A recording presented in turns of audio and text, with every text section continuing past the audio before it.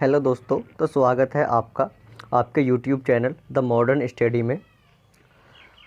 आज मैं आपके सामने मोहम्मद बिन तुगलक से संबंधित कुछ प्रश्नों को हल करूंगा और आपको सर पहले ही मोहम्मद बिन तुगलक से संबंधित टॉपिक को पढ़ा चुके हैं। तो चलिए चलते हैं अपने पहले प्रश्न की तरफ। तो आपके सामने पहला प्रश्न है, गियासुद्दीन तुगलक का उत्तराधिकारी कौन था? ए कमालुद्दीन, बी जूना खां, सी अलाउद्दीन शाह, डी इनमें से कोई नहीं। तो इसका सही उत्तर होगा जूना खां। जूना खां ही वर्ष 1325 में मोहम्मद बिन तुगलक के नाम से दिल्ली का शासक बना। मैं आपको पहले ही बता चुका हूँ कि खिलजी वंश की समाप्ति के बाद गियासुद्दीन तुगलक ने एक नया वंश तुगलक वंश की स्थापना की थी वर्ष 1320 में, और गियासुद्दीन तुगलक ने 1320 से 1325 तक कार्यकाल में अपना शासनकाल चलाया था। अब चलते हैं अपने दूसरे प्रश्न की तरफ। आपके सामने दूसरा प्रश्न होगा, मध्यकाल के सभी सुल्तानों में सर्वाधिक शिक्षक और विद्वान किस शासक को माना जाता है? ए फिरोज शाह तुगलक, बी गियासुद्दीन तुगलक, सी मोहम्मद बिन तुगलक, या डी इनमें से कोई नहीं। तो इसका सही उत्तर होगा मोहम्मद बिन तुगलक। मोहम्मद बिन तुगलक को ही मध्यकाल के सभी सुल्तानों में सर्वाधिक शिक्षक और विद्वान माना जाता है, क्योंकि मोहम्मद बिन तुगलक अरबी, फारसी, भौतिक शास्त्र, चिकित्सा शास्त्र आदि कई विषयों की जानकारी रखता था, और साथ ही वह नक्षत्र शास्त्र की भी जानकारी रखता था। इसलिए ही उसे सबसे शिक्षक और विद्वान शासक माना जाता है। वह दिल्ली सल्तनत में एकमात्र ऐसा शासक था जिसने सर्वोच्च यानी कि सबसे उच्च शिक्षा प्राप्त की थी। आप तो चलिए चलते हैं अपने अगले प्रश्न की ओर। तो आपके सामने तीसरा प्रश्न होगा, मोहम्मद बिन तुगलक ने अपनी राजधानी दिल्ली से कहाँ स्थानांतरित की थी? जाजनगर, कामरूप, देवगिरी, या इनमें से कोई नहीं। तो इसका सही उत्तर होगा देवगिरी। मोहम्मद बिन तुगलक ने 1327 में अपनी राजधानी को दिल्ली से स्थानांतरित कर देवगिरी ले गया और उसका नाम दौलताबाद कर दिया।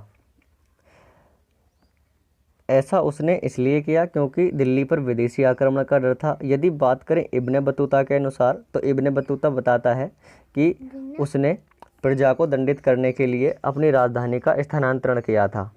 तो चलते हैं अपने अगले प्रश्न की तरफ।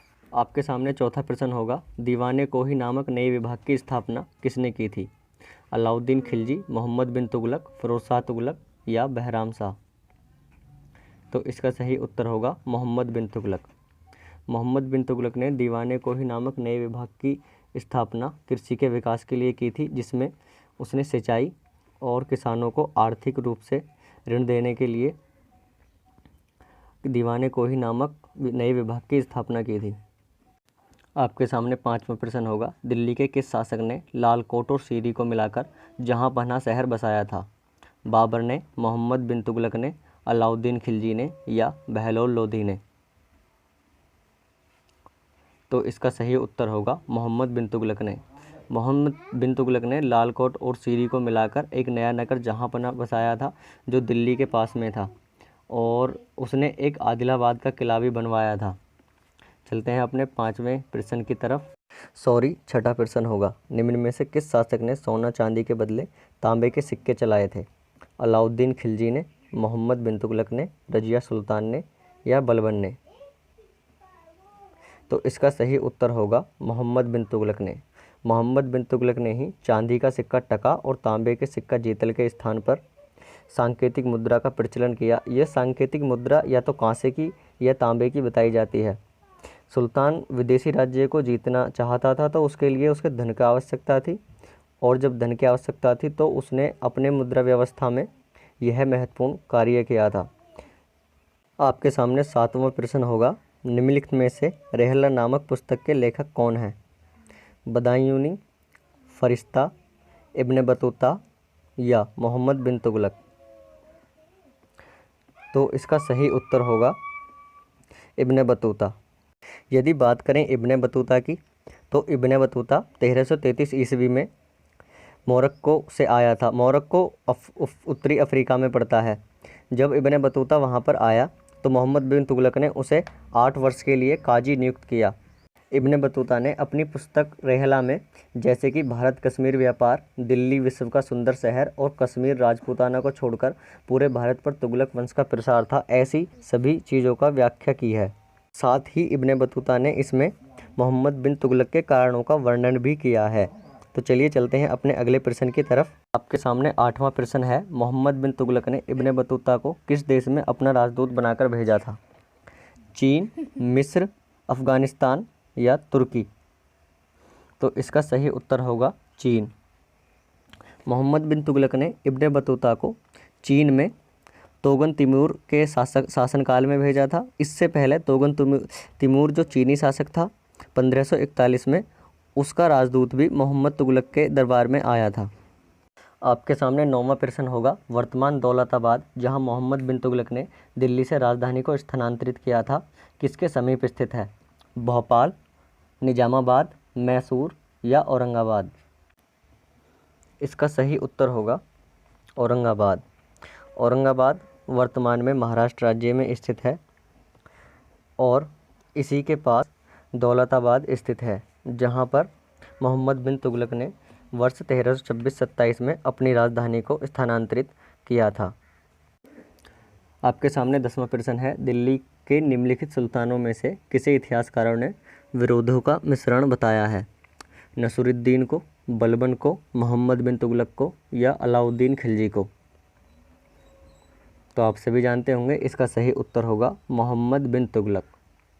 मोहम्मद बिन तुगलक को ही इतिहासकार विरोधों का मिश्रण मानते हैं। ये शायद इसलिए क्योंकि मोहम्मद बिन तुगलक के कार्यकाल में सबसे ज़्यादा विद्रोह 34 विद्रोह हुए थे, जिसमें से 7 विद्रोह तो उत्तर भारत में और लगभग 27 विद्रोह दक्षिण भारत में उसके शासनकाल में हुए थे। इसलिए ही इतिहासकारों ने इसे विरोधों का मिश्रण बताया है। और भी इसके कई नाम, जैसे पागल शासक से भी इसे जाना जाता था, क्योंकि इसके कई सारे प्रयोगों में इसने विफलता पाई थी। चलिए चलते हैं अपने अगले प्रश्न की ओर। आपके सामने 11वां प्रश्न होगा, मोहम्मद बिन तुगलक निपुण था कला में, संगीत में, सुलेखन में या दर्शन में? तो इसका सही उत्तर होगा दर्शन में। मोहम्मद बिन तुगलक ने अनेक विषयों की जानकारी हासिल की थी, इसलिए मोहम्मद बिन तुगलक को दर्शन में निपुण माना जाता है। उसने सुलेखन में भी काफ़ी प्रसिद्धि हासिल की थी, परंतु जब हम यहाँ देखेंगे विकल्पों के हिसाब से तो दर्शनों में ही इसका सही उत्तर होगा। चलते हैं अपने अगले प्रश्न की तरफ। आपके सामने 12वां प्रश्न होगा, किस कारण से मोहम्मद बिन तुगलक असफल व्यक्ति था? वह व्यवहारिक राजनेता नहीं था, वह विक्षिपित था, उसने चीन के साथ युद्ध किया, उसने राजधानी दूसरे शहर को बनाया? तो इसका सही उत्तर होगा वह व्यवहारिक राजनेता नहीं था।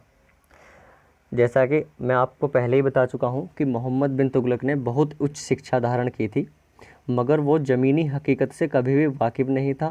तो इसलिए इसमें कहा जा सकता है कि वह व्यवहारिक राजनेता नहीं था और जनता की बात उसके अंदर नहीं भर पाती थी, और यदि वो जनता को कुछ समझाता था तो जनता भी उसकी बातों को नहीं समझ सकी। इसलिए ही कहा जा सकता है कि वह व्यवहारिक राजनेता नहीं था और उसे ज़मीनी हकीकत का ज्ञान नहीं था, इसलिए ही उसके ज़्यादातर प्रयोग असफल रहे और मोहम्मद बिन तुगलक एक असफल व्यक्ति और साथ ही एक असफल शासक भी सिद्ध हुआ। चलते हैं अपने अगले प्रश्न के ओर। आपके सामने 13वां प्रश्न होगा, मोहम्मद बिन तुगलक ने दोआब के क्षेत्र में किस वर्ष कर वृद्धि की थी? 1326, 1332, 1325 या 1328? तो इसका सही उत्तर होगा 1326। मोहम्मद बिन तुगलक ने 1326 में कर को बढ़ाकर 50% किया। चलते हैं अपने अगले प्रश्न की तरफ। आपके सामने 14वां प्रश्न होगा, मोहम्मद बिन तुगलक की योजनाओं के संबंध में असंगत कथन है। ऑप्शन ए, देवगिरी को राजधानी बनाना 1327 ईस्वी में। ऑप्शन बी, सांकेतिक मुद्रा चलाना 1327 ईस्वी में। खुरासान अभियान, कराचिल अभियान 1332 से 34 ईस्वी में। डी, दोआब में कर वृद्धि 1334 से 35 ईस्वी में। तो इसका सही उत्तर होगा दोआब में कर में वृद्धि 1334 से 35 ईस्वी में, क्योंकि दोआब में कर में वृद्धि उसने 1326 से 27 ईस्वी में की थी, ना कि 1334 से 35 ईस्वी में। और बाकी सभी ऑप्शन जैसे कि देवगिरी को राजधानी बनाना 1327 में, ये सही है। सांकेतिक मुद्रा का प्रचलन 1327 में, ये भी सही है। और खुरासान अभियान और कराचिल अभियान 1332 और 34 ईस्वी में, ये भी सही होगा। बढ़ते हैं अपने अगले प्रश्न की तरफ। आपके सामने 15वां प्रश्न होगा, निम्नलिखित में से किसने कहा कि राजा के मरने से राजा को प्रजा से और प्रजा को राजा से मुक्ति मिल गई? फरिश्ता, बदायूनी, एडवर्ड स्मिथ या डी, इनमें से कोई नहीं। तो इसका सही उत्तर होगा बदायूनी ने। बदायूनी ने ही मोहम्मद तुगलक के बारे में लिखा कि राजा को प्रजा से और प्रजा को राजा से मुक्ति मिल गई, क्योंकि राजा 1351 में जब सिंध से लौट रहा था तो ठट्टा नामक स्थान पर बीमार होने के कारण मोहम्मद बिन तुगलक की मृत्यु हो गई। और इस प्रकार से मोहम्मद बिन तुगलक का कार्यकाल 1325 से लेकर 1351 तक चला।